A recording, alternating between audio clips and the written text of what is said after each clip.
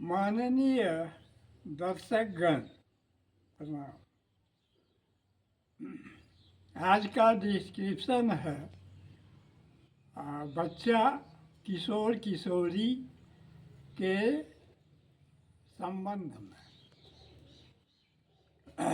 आज का डिस्क्रिप्शन में मैं संबोधन करता हूँ बच्चा ये 5 साल से लेकर 25 साल तक उम्र का जो बचपन कहा अवस्था कहा जाता है, किशोर किशोरी अवस्था कहा जाता है, बच्चा बच्ची अवस्था कहा जाता है।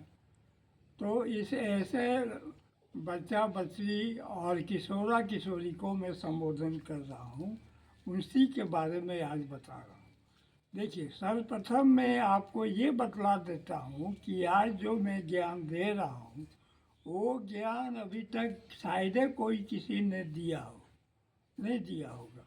तो ये ज्ञान है। और दूसरी बात है कि ये ज्ञान आपको ज़िंदगी भर ख्याल रहेगा। बच्चे लोग जब भी बूढ़ा हो जाओगे तब तक इसको ख्याल रखिएगा और ये तुम लोगों को साथ देगा, हमेशा साथ देगा।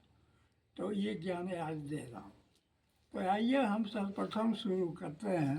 इस ज्ञान का क्या ज्ञान में है कि जैसे जन्म लेने के बाद में 5 साल के बाद में थोड़ा जानकारी माता पिता से मिलने लगा, क्योंकि माता पिता पहला गुरु होता है। माता पिता वहाँ से कुछ सीखने लगा, समझने लगा, बात जानने लगा। तो उस समय जो है कुछ एहसास होने लगा अपने शरीर के बारे में। शरीर, ये मेरा हाथ है, ये मेरा पैर है। तुम्हारा हाथ क्या है? हाथ उठा के दिखा देता है। पैर कौन है? तो पैर दिखा देता है। ये तुम्हारा ज्ञान हो गया ना शरीर का। है कान कौन है, नाक कौन है, आँख कौन है, ये सब तो ज्ञान हो जाता है 5 साल में उम्र में। माता पिता भी सिखाता है, कोई और भाई सिखाता है। तो इस तरह से जो है शरीर का जो है, ये इस शरीर का ज्ञान को क्या कहते हैं? स्थूल शरीर। शरीर को आप शरीर समझो कि आप समझा रहे हैं। शरीर चार वो है, 4 प्रकार का शरीर। एक शरीर का नाम है स्थूल शरीर, दूसरा का नाम है सूक्ष्म शरीर, तीसरा शरीर का नाम है कारण शरीर और चौथा शरीर का नाम है लिंग शरीर। लिंग शरीर। अब चारों शरीर के बारे में संक्षेप में बताऊँ और लिंग शरीर के बारे में थोड़ा डिटेल में बताऊँ, विस्तार से बताऊँ। तो इस पहले आओ स्थूल शरीर। स्थूल शरीर में जो है ये तो तुम लोग जानते ही हो कि आँख, कान, नाक, गर्दन, छाती, पीठ, कमर, जांघ, पैर, हाथ, ये सब जो है स्थूल शरीर है। जो शरीर को खाते हैं, पीते हैं, सोते जागते हैं, सब स्थूल शरीर महसूस करते हैं, चलते हैं, फिरते हैं, दौड़ते हैं, तो ये सब स्थूल शरीर।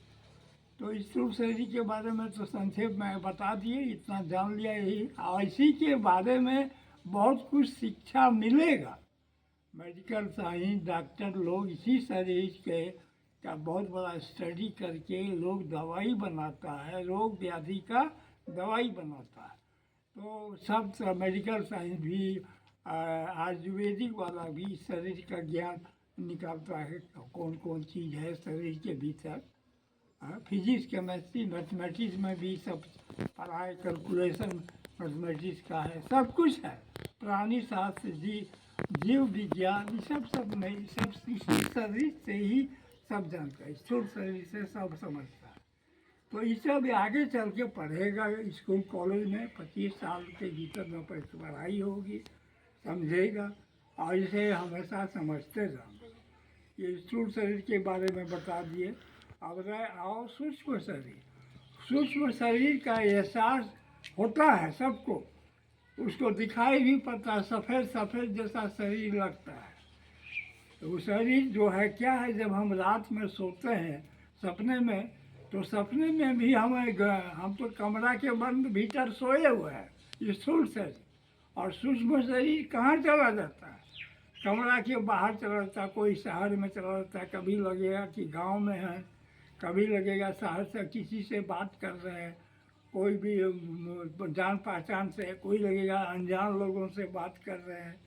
तो वो जो है वो शरीर को सूक्ष्म शरीर का है, वो भी हमारे शरीर से जुटा हुआ है।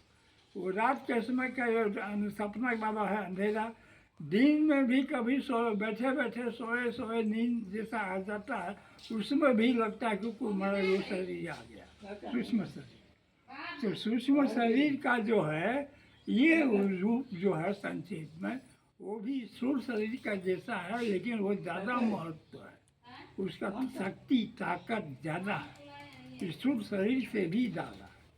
और स्थूल शरीर घायल हो जाता है, स्थूल शरीर चोट लगने से, और स्थूल शरीर बीमार पड़ जाता है, स्थूल शरीर में सड़ने लगता है, स्थूल शरीर बर्बाद भी हो सकता है, लेकिन सूक्ष्म शरीर बर्बाद नहीं होता, सूक्ष्म शरीर को रोग व्याधि नहीं होता, वो सूक्ष्म शरीर रह जाता है। तो दो हो गया। तीसरा शरीर कारण शरीर। कारण शरीर जब युवा समय आएगा, संभोग लीला प्रारंभ होगा, भोग गलत फला ज्ञान शराब में जाएगा, तो मैंने पाप शरीर, कारण शरीर मैंने पाप, वो पाप आके कारण शरीर बनाता है, उसको हम लोग कारण शरीर कहते हैं। तो वो कारण शरीर शक का शरीर, वो शरीर क्या है, शक का, वो शक करना उसका काम है, उस शरीर डाउट करना, संदेह करना, किंतु लेकिन वही शरीर का काम है। वो कारण शरीर पाप से, उस शरीर की कोई नहीं चाहता, उस शरीर का, वो शरीर नष्ट हो जाए, भंग हो जाए, ठीक है, उस शरीर से छुटकारा मिले, पाप शरीर, कारण शरीर। इसके बाद हो गया 3 शरीर का बता दिए। चौथा शरीर है लिंग शरीर। लिंग शरीर की जानकारी माता पिता भी नहीं देते, कुछ और लोग भी नहीं देते, और यदि कोई देते लिंग शरीर की जानकारी तो गड़बड़ सरवर, उल्टा टेढ़ा, अधूरा और खराब जानकारी, गंदा जानकारी। वो जानकारी में अगर लिंग शरीर को तो तुम लोग समझोगे तो वो लिंग शरीर खराब हो जाएगा, गंदा हो जाएगा। इसलिए लिंग शरीर को सबसे पहले समझने के लिए आजकल, पहले के ज़माने में तो नहीं था, आजकल की बात कर रहा हूँ, यूरोलॉजिस्ट एक डॉक्टर होता है, यूरोलॉजी, जो इसी क्षेत्र में लिंग शरीर का एक्सपर्ट डॉक्टर है, जानकार रखने वाला। और लिंग शरीर में लड़का का भी होता है, लड़की के पास भी लिंग शरीर होता है, तो ये लिंग शरीर का जानकारी उसके पास। तो ठीक है, डॉक्टर से कॉन्टैक्ट करके सब जानकारी कर लेना। मैं हूँ जो अपने तरफ से वो सिखाता हूँ, समझाता हूँ। देखो लिंग शरीर में क्या है, ये लिंग जो होता है उसका एक चमड़ा होता है, वो चमड़ा उसको अलग करना पड़ता है। तो मॉडर्न लोग उसको फतवा काटते हैं, उसका अलग कर देते हैं बच्चे में, छोटा में। लेकिन हिंदू लोग ये सब नहीं करता। उसकी दादी वगैरह जब से 5 साल का लड़का 1 साल 2 साल का रहता है, उसी समय उसको ऊपर नीचे कर देता है लिंग को, ताकि उससे टूट जाए, वो सब जो चमड़ा अलग हो जाए। लेकिन जो दादी नहीं मालूम है, मूर्ख है, नहीं जानती, तो वो उसका रह जाता है। तो उसका इलाज है कि कर लेना है यूरोपैथी डॉक्टर से, उसका तोड़वा लेना है। और लिंग का जो है वो तोड़वा लेने से क्या होगा कि लिंग के पास जो सफ़ेद सफ़ेद गंदगी रहता है वो साफ हो जाएगा। ये हो गया। इसलिए उसके लिए भी उसका जानकारी सबको रखना पड़ेगा कि उसको हमेशा देखो, जैसे कपड़ा को हम 3 दिन 4 दिन में साफ करते हैं, साफ तो है, सफाई जरूरी है। उसी तरह स्थूल शरीर को साबुन लगाते हैं, शैम्पू लगाते हैं और साफ करते हैं, उसको भी सफाई जरूरी है। उसी तरह सूक्ष्म कारण शरीर को भी साफ करना है, सूक्ष्म शरीर को भी साफ अपने होता है, वो धर्म के नाम पर सूक्ष्म शरीर साफ किया जाता है। उसी तरह से ये जो है लिंग शरीर को भी कपड़ा क्या कहते हैं, साबुन से उसको साफ किया जाता है। साबुन लगा के उसको धोना चाहिए, रगड़ रगड़ के धोना चाहिए। पेशाब किया इसके बाद धो देना चाहिए। पेशाब करने के बाद लिंग शरीर को धोना। संभोग करता है तो उसमें भी पहले धोना चाहिए, इसके बाद में संभोग के बाद भी उसको धोना चाहिए, साबुन से लगा के एकदम साफ करना चाहिए, ताकि उसमें कोई कीड़ा कोई क्रोनिक नहीं रहे। देखिए दूसरे चीज लिंग शरीर जैसे कभी दुर्गंध करता है, ये शरीर लिंग शरीर भी शब्द प्रहार सुनता है, शब्द प्रहार उसको भी लगता है, वाक्य प्रहार उसको भी झेलना पड़ता है। जैसे स्थूल शरीर झेलता है उसी तरह लिंग शरीर भी झेलता है। तो इसीलिए उसको वो रोता है, हंसता है। जैसे पौधा लो पेड़ पक्षी सब कैसे हंसता रोता है, उसी तरह लिंग शरीर में भी प्राण रहता है, जान उसमें भी उसको भी हंसी आता है और उसको भी रुलाई भी आता है। दुख होने से रुलाई आता है, सुख मिलने से हंसता है। तो इसीलिए उसको उस शरीर की भी रक्षा करना तुम लोगों का काम है। उसको लापरवाही से नहीं देखना है, उसका हंसी मजाक में नहीं उड़ाना है, उसको सीरियसली उसकी देखभाल करना है। और उसमें देखो यदि तुम्हारा लिंग शरीर की जानकारी ढंग से नहीं है तो उससे क्या होगा, बहुत गंदे आदमी सिखा देगा हस्त में, तो उससे जो है लिंग शरीर कमज़ोर हो जाता है, उससे तुम्हारा शरीर बेढंगा हो जाता है, मुंह का बोली खराब हो जाता है, चिड़चिड़ापन आ जाता है। और दूसरा चीज़ जो है पेशाब से बीज निकलने लगता है, तो कितना गंदा हो गया। तो उस चीज़ की जानकारी नहीं है, इसलिए ऐसा हुआ। और वही यूरोलॉजिस्ट से पूरा जानकारी ले लेगा तो सब चीज़ का दवाई भी देगा और सबसे स्वस्थ लिंग शरीर बना देगा। तो स्वस्थ लिंग शरीर के लिए यूरोलॉजिस्ट की जानकारी जरूरी है। और अपने भी और बूढ़ा बुजुर्ग या कोई छोकरा कोई पुराना आदमी उन सब से जानकारी मत लो, वो लोग अपने अनुभवहीन है। 70-80 साल हो गया अभी तक लिंग शरीर का ज्ञान नहीं है ढंग से, अपने शरीर की रक्षा नहीं कर पा रहा, तो बूढ़ा युवा बच्चा कोई शरीर की क्या रक्षा करे। इसलिए वो यूरोलॉजिस्ट ही सबसे बढ़िया। और मैं जो सिखाया कि हमेशा सफाई रखना है, हमेशा सफाई रखो, सफाई पर पूरा ध्यान दो, हमेशा साफ। जैसे लेट्रिन जाते हैं तो हम लोग किचन को साफ करते हैं ना, उसी समय उसको भी साफ करना चाहिए। मलमूत्र जब भी त्याग हुआ और लिंग शरीर को भी साफ करना है। संभोग के पहले भी साफ करके संभोग करना है, संभोग के बाद भी साफ करके साफ करना है पूरा साबुन के साथ। दूसरा चीज़ है कि अभी तुम लोग संभोग की स्थिति में नहीं हो, 25 साल तक पढ़ाई स्टडी करो, चर्च बन के रहो, गंदी भावना का शिकार मत बनो, लव रोमांस मत करो, वो कानूनी अपराध भी है और भगवान का भी इसमें प्रताड़ना है कि नहीं ऐसा करना। शादी के बाद लव रोमांस सब करो पत्नी के साथ।